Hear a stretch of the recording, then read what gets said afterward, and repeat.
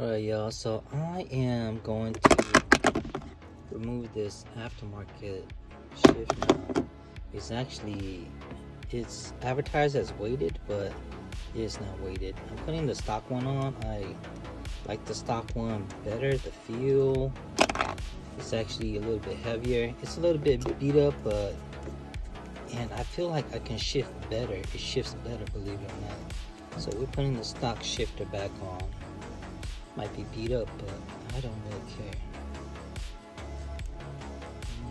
Good twist. Twist.